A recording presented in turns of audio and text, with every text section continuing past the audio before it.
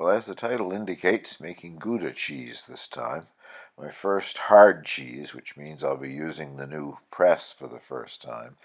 And I'm really liking this hot water bath method with the large stainless steel container down inside of my canner. Controls the temperature much better.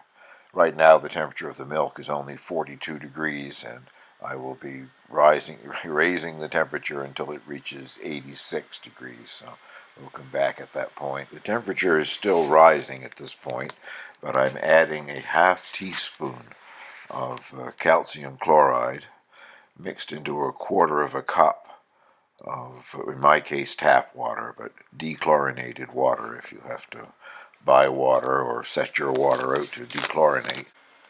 Well, the milk has reached 86 degrees Fahrenheit, and now I'm adding a mesophilic culture.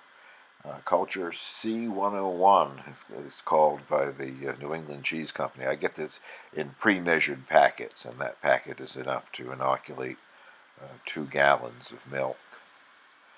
It will be allowed to rest on the surface while it hydrates for a couple of minutes, and then I will stir it into the milk and cover it, and it is allowed to rest for 30 minutes while it ripens. We'll come back at the end of that process. Well, the mesophilic culture has finished its ripening, and now I'm adding a half teaspoon of single strength rennet, which once again has been mixed into a quarter of a cup of dechlorinated, or in my case, tap water. And you stir that in for a minute using an up and down motion. Once it has been thoroughly mixed, the pot is covered again, and the rennet is allowed to set for 40 minutes this time. We'll come back at the end of that process. 40 minutes later, and we have a curd set here. I guess you can see that. And the next process is to cut the curd, and you first cut in a checkerboard pattern. I will cut half inch this time. I checked last time it was an inch and I cut half inch, but this particular recipe is half inch again. I'll continue cutting all the way across this way in this direction, and then I will turn the knife and cut this way so that you have a checkerboard of roughly half-inch squares, and I'll bring you back at that point when I have reached there, I guess. Well, I guess you can see the checkerboard sort of effect there, and now with the cheese ladle I will go down and gently go around in circles, trying to drop about a half inch each time, doing the horizontal cuts. I won't make you watch me do this entire process. It takes a fair bit of time. This pot is much deeper than my other one, so I'm quite a bit of time getting down to the bottom, but I find this method works very well. And once I have them cut, and these are much firmer, by the way, than the other curds that I have done. I guess using the half teaspoon of rennet really makes a more solid curd, so it is you're pushing through something eventually as you go down through these. But once I have finished cutting them, the process then is to stir gently for 15 minutes, and during that time to monitor the temperature to make sure it stays at 86 degrees. If necessary, I'll put it in the hot water bath again to raise the temperature a bit. And I won't make you watch that whole process. We'll come back after I have finished the stirring gently process for 15 minutes. I finished stirring 15 minutes gently, and now you remove 1/3 of the whey, or thereabouts, I guess. I let the curd settle first for several minutes as well, to make it easier to remove the whey. I'm getting a little bit of the curd that's still floating on top, but I don't think that's much of a problem with this batch. There's a lot of curd, because the curd will shrink some more yet as I cook it. The next process here is to cook it. But the mold that I'm using is not terribly large, so I don't know if I'm going to have extra curd or not once it's cooked down. I guess as long as I have curd enough to fill the mold, I'll be happy.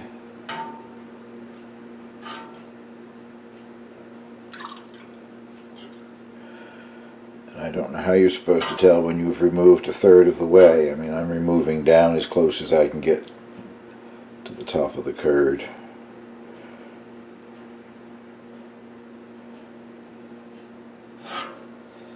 That will probably do, I guess, for starters anyway. And now, over a 15-minute period, stirring slowly once again, you add this water that has been heated to 130 degrees Fahrenheit. I've got to put the thermometer back in here too. The goal is over 15 minutes to gradually increase the temperature of the liquid somewhere between 98 and 102 degrees Fahrenheit. So I guess if I have to take out more liquid to add more hot water to do that, that's what I'll do.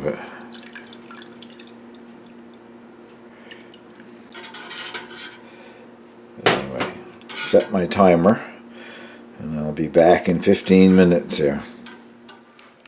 After 15 minutes of stirring, and I did remove whey a couple of times, a cup and a half to 2 cups, while I was continuing to add the 130 degree water. And the curd, for the most part, has got a lot smaller. If I can bring something up here, there's one. It's also clumping, which I guess means it's cooking, so I'm breaking those up into smaller pieces when they come up. But now you continue gently stirring and not raising the temperature anymore. I got it up to, like, I think a little over 100 degrees. I didn't quite get to the 102, but it set a range from 98 to 102, so somewhere in the 101 degree Fahrenheit range. Continue to gently stir for 30 minutes. I've just finished stirring for 30 minutes slowly. Got cut off abruptly at the end of that last clip. Once again, I didn't notice, and the memory chip in the camera was full, so it shut off. This is the mold lined with cheesecloth, extra cheesecloth to go on top and whatever. And it's in a pot that is at least an inch taller than the mold. And now it says to add whey just to warm up the mold and the cheesecloth.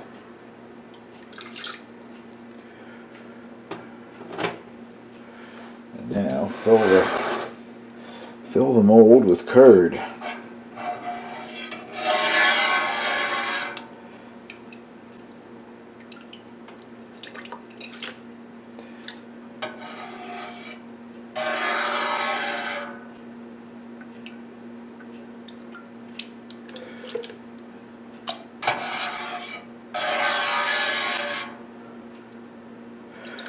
I will come back once I have the mold filled with curd. I do have some curd left over, but not as much as I thought there would be.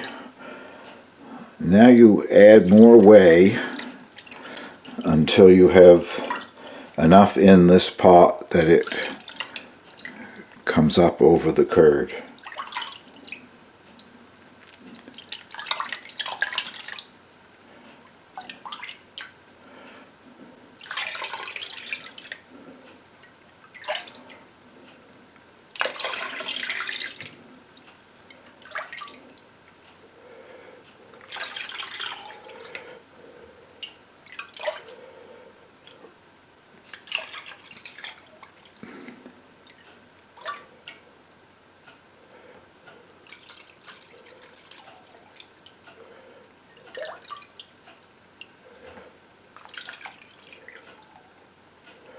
There we are, I guess.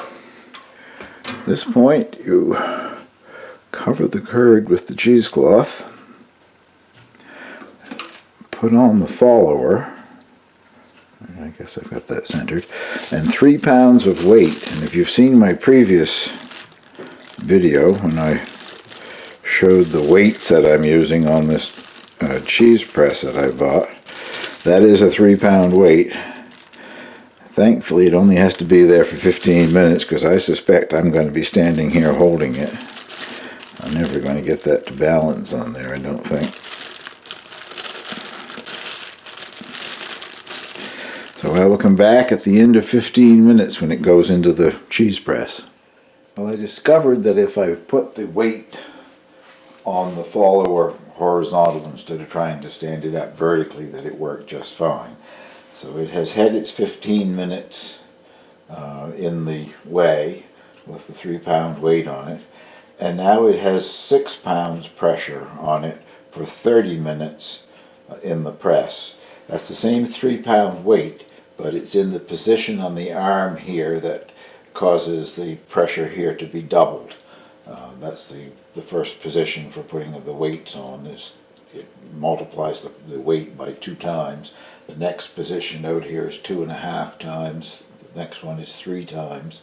And the final one, if you put weight on it, multiplies the weight by 3.5 times. So, not a physicist, I'm not going to go any further attempting to make any explanation of that.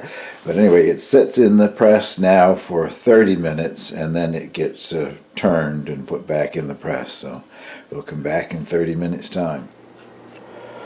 Now for something that I have never done before. It has been for 30 minutes at 6 pounds pressure. And now the goal is to remove it from the mold, flip it over, rewrap it, and put it back in the mold. So,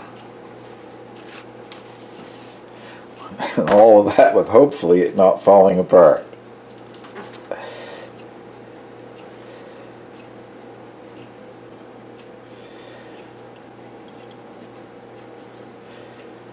I didn't show you the whey that had been expelled. I would say around a cup, not much more than that. It is a bit firmer, it still feels very warm, and the top of it is slanted, which I don't think it should be, but it is. So hopefully by putting the top on the bottom on a smooth surface in the press, that will flatten the top of it out. Need all of this down in there. Let's see if I can.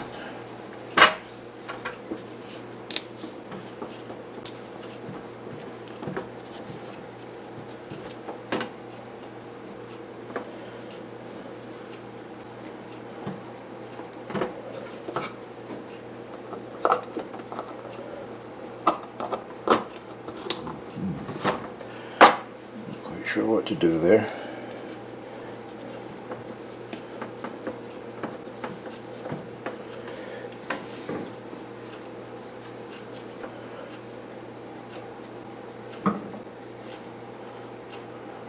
Maybe a bit better.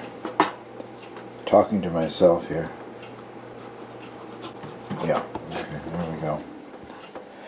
Now it goes back in the press, and this time with 8 pounds pressure for 30 minutes. I'll show it to you when I get it back in the press. This time it is 8 pounds for 30 minutes, so I'm using a 4-pound weight in the position that multiplies the weight by 2. So that is 8 pounds of pressure. I'll be back in 30 minutes. Back again 30 minutes later, and it's the same thing that we did before. Come out of the mold and be flipped, rewrapped, and put back in the mold.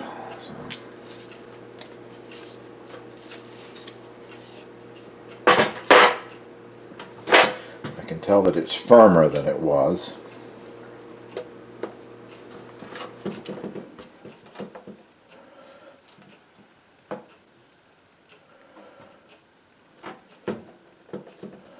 Still not perfectly level on that top. I think I'm going to have a bit of a lopsided cheese.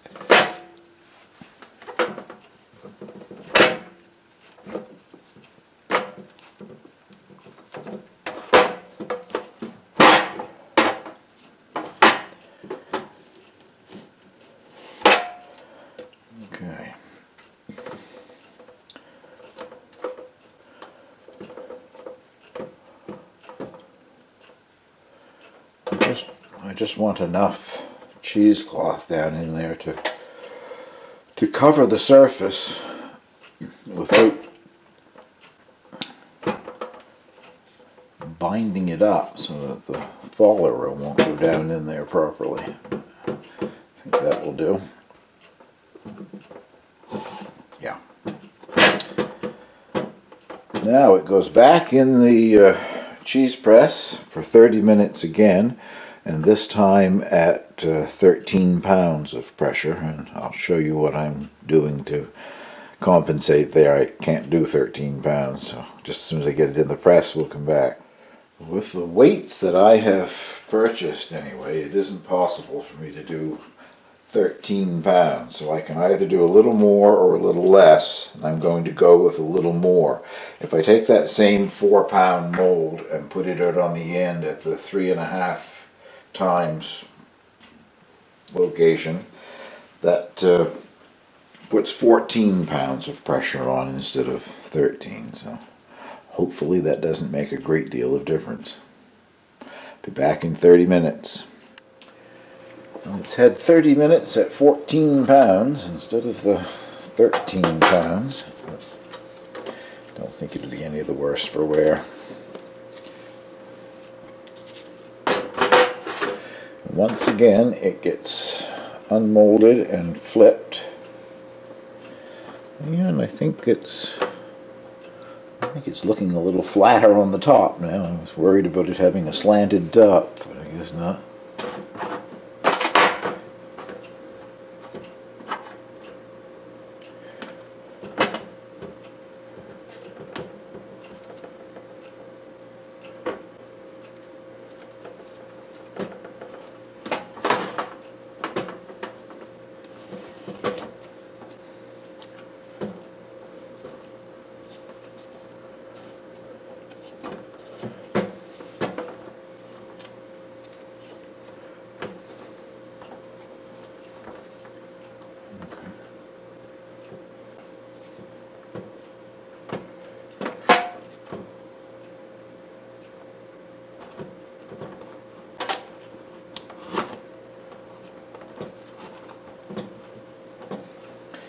Now it goes back in the press, obviously, after what you've seen me do there.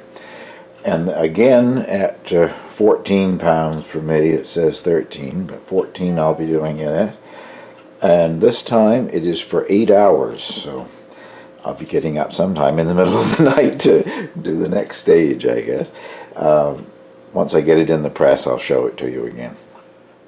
Back in the press with 14 pounds of pressure on it. The next phase after this 8 hours pressing at 14 pounds is the brining stage, and I have to make a heavy brine to put it in. It's the same brine that I made once before for making the feta cheese. I didn't save what was left over because it didn't say that you could reuse it, and it loses part of its salt and expels some whey into it and whatever, so I'm making a fresh brine for this one, and I'll show you that process now. If you don't steam up, I've boiled a gallon of water and just shut it off. To that you add 2 pounds of salt. I'm using what they call gros sel. It's large crystal salt used for pickling. Any salt that doesn't have iodine in it will do. You could use a non-iodized sea salt or kosher salt, or like I'm using, a pickling salt. None of those have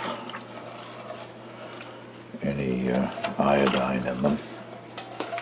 And to that you add a tablespoon of calcium chloride. And I'm lucky that that's all it required, because that's exactly all I had left. I have more calcium chloride ordered. It should arrive first of the week, I guess. And a teaspoon of white vinegar.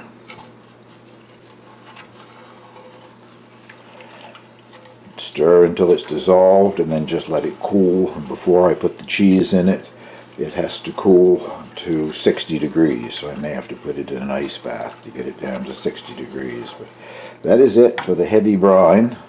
8 hours from now we will put the cheese in it. Well, it has been under pressure at 14 pounds for 8 hours. It's quite solid. Now it's going in the brine.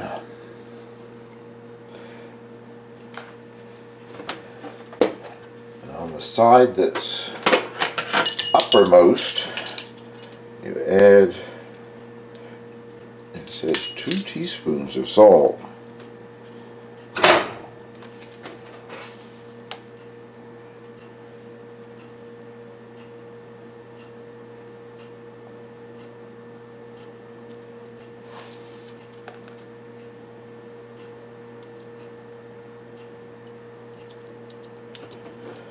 And you let it stay that way for 4 hours.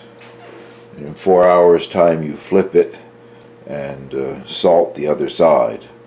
So I won't bother taking video of that particular part of the process.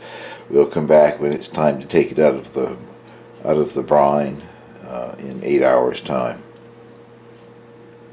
Well, the cheese just finished its 8 hours in the salt brine, and I have dried it off, and now it's on a drying mat on a plate where it should dry. It says for 3 to 7 days until it is thoroughly dry before you wax it. And I want to read something in here. It says small internal holes may develop the higher the temperature during drying and aging.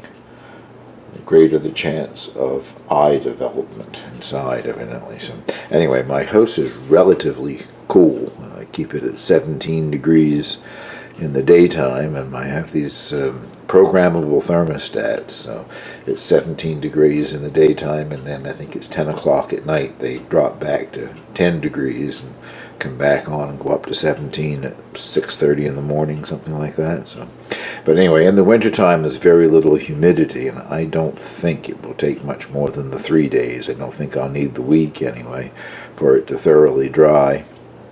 And it says to turn it occasionally, so I will cover it over loosely with cheesecloth and leave it at room temperature until I think it's dry enough, and come back and show my attempt at waxing it. Well, the cheese has been drying for 3 days and it's quite dry. Originally I had planned to just heat the wax in a double boiler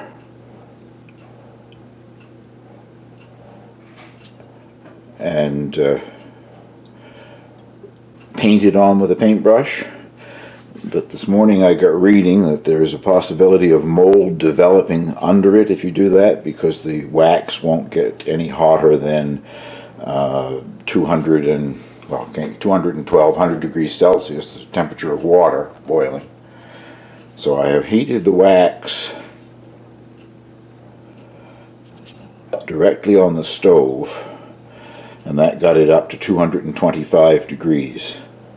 And that is supposed to kill any mold that might have started growing on the surface.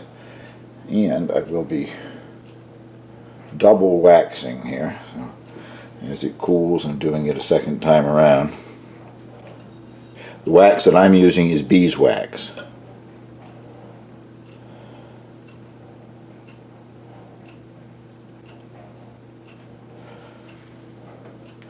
Which dries remarkably fast.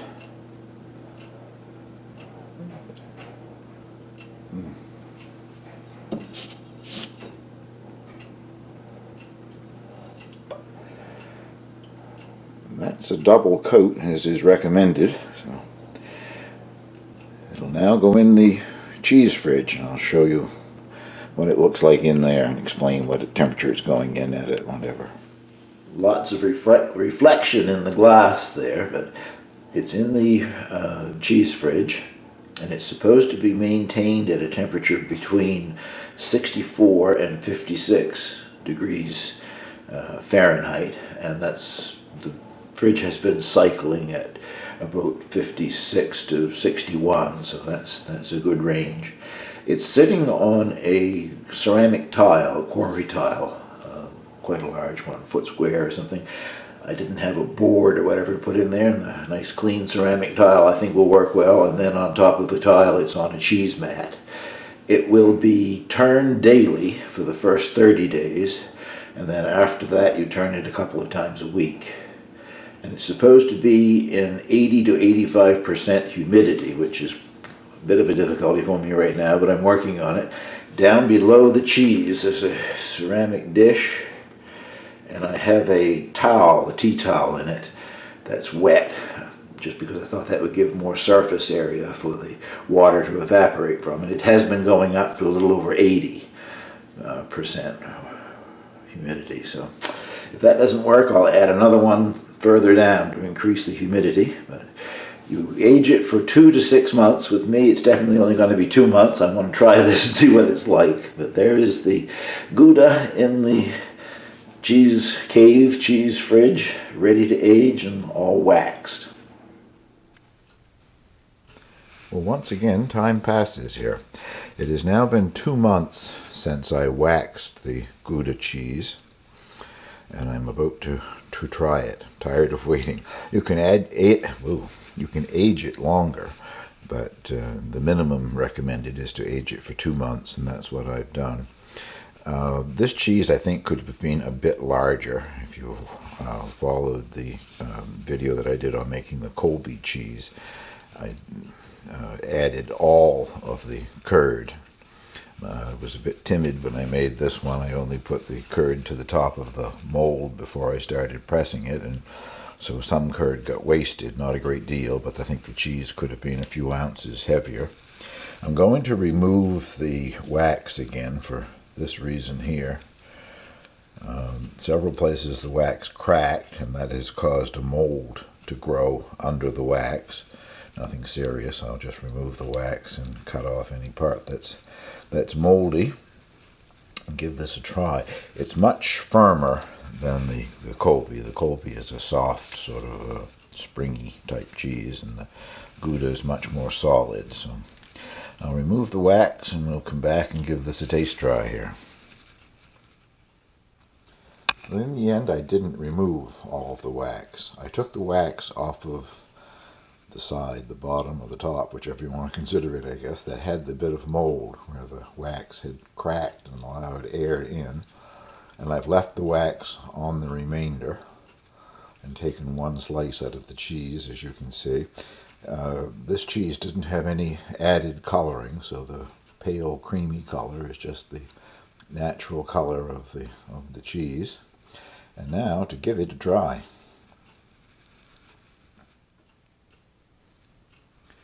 Well, this was definitely the most solid cheese of the cheeses that I've made so far. When I went to cut it, it was very, very firm.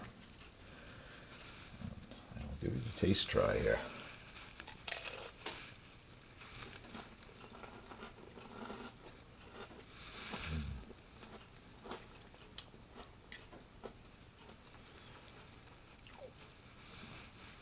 So it has a very good flavor. I didn't weigh the Colby. I've already taken a piece off of this, but I think what I will do is place it on the scales here. And as I said, I didn't use all of the curd when I was making this cheese. It was my first hard cheese. And that is in pounds and ounces.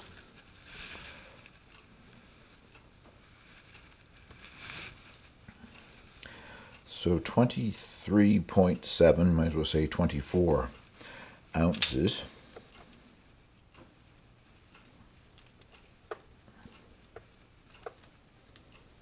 $671 grams, which is 1 pound 7.7 ounces, so a little over, no, not quite a pound and a half, 671 grams. So I'm very pleased with the result here, and I hope that you will give this a try if you're interested in making cheese. As I keep saying when I'm doing these videos, I'm learning as I go. I've never made any cheeses before until I started doing this winter, and it is a very rewarding process. I'm sure I will continue to enjoy the rest of this cheese. Thank you very much for watching.